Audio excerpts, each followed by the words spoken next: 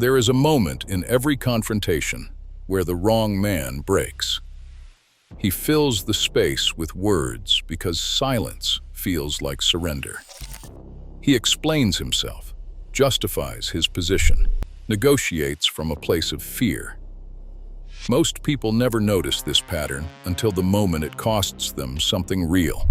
The SAS man says nothing. Here is the part that almost nobody talks about. The silence is not willpower. It is not discipline applied in the moment. It is the result of a process that happened long before the threat arrived. By the time the confrontation starts, the decision has already been made. What you are watching is not a man controlling his fear in real time.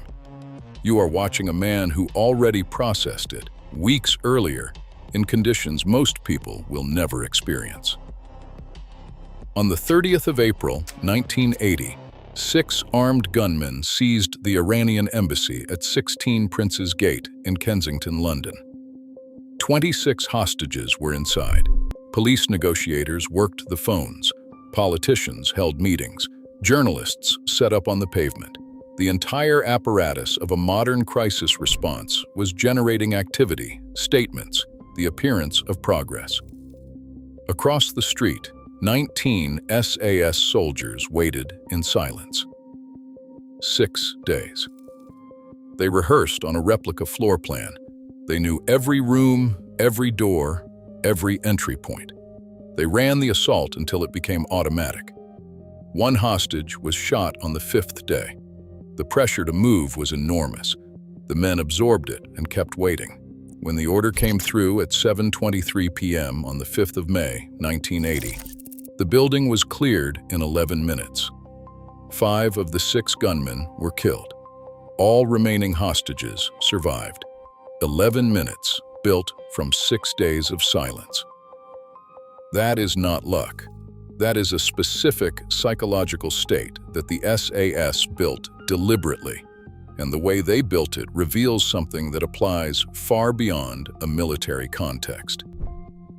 Here is what silence actually tells you about a man under pressure. It tells you his nervous system is regulated. The body's first response to threat is to vocalize, to warn others, to signal distress, to fill the space with sound. That response is ancient and automatic. Overriding it requires either rare natural calm or sustained deliberate training. SAS selection, weeks of navigation across the Brecon beacons in January, carrying a loaded pack with no stated finish line, is not a fitness test. The physical suffering is the mechanism.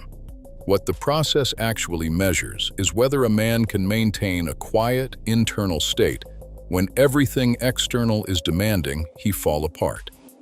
The men who get through are not the ones who suffer less. They suffer the same. What separates them is silence. The suffering does not produce noise. It tells you he is not negotiating with the threat. The moment you start arguing with someone who tells you you are outnumbered 10-1, you have accepted their version of events. You are operating inside their reality by their rules. SAS soldiers are trained to assess rather than react. Those two things feel similar from the outside, but they produce completely different outcomes. Reaction is immediate, driven by the state of the nervous system. Assessment is deliberate, driven by information. The silence is not passivity. It is a mind doing exactly what it is supposed to do. It tells you he knows something his opponent does not. At Prince's Gate, the gunmen controlled the building, the weapons, and the hostages. What they did not have was the picture the SAS had spent 6 days building. Every room, every position, the precise sequence of the assault. The attackers thought they understood the situation. They understood the surface of it. Silence before action is often the external signal of an information advantage that has not been revealed yet. If this channel is new to you, subscribe. Every video on this channel explores the psychology behind what separated these men from everyone else. Those three things, a regulated nervous system, the refusal to accept someone else's framing, and an information advantage built through patience, do not appear under pressure. They are constructed long before pressure arrives. That raises the question of how the SAS actually built them. There is a concept that comes up in accounts of SAS training called the empty mind. The meaning is practical, not philosophical.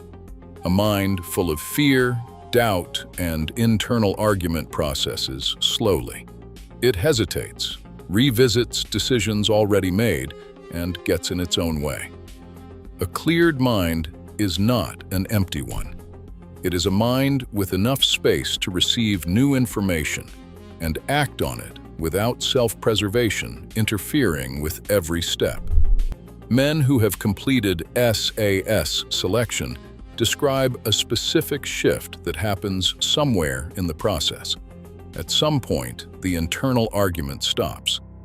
Not the physical suffering that continues, but the voice that catalogs the suffering and compares it to the option of stopping goes quiet. What remains is functional and direct, just the next step, just the present task. That mental state and genuine peak performance turn out to be very close together. The phase of training known as conduct after capture takes this further. Candidates face stress positions, white noise, sleep deprivation, and sustained verbal pressure. Instructors tell them the exercise is over, that they have failed, that their teammates have talked. None of it is true. The training tests one thing: whether a man can hold a coherent sense of reality when the entire environment around him has been designed to take it apart. The breaking point is almost never physical pain. It is ambiguity. An uncertain environment generates catastrophic stories to fill the gap, and most people cannot stop themselves from believing those stories. Trained men learn to hold the uncertainty without filling it, to sit with not knowing and not let it drive their next decision.